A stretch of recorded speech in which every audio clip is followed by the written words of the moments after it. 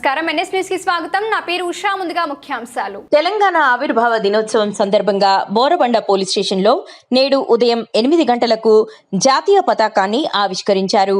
ఈ కార్యక్రమంలో inspector Surender, detective inspector Saidulu, ఎస్ఐలు, ఏఎస్ఐలు మరియు పోలీస్ సిబ్బంది పాల్గొన్నారు.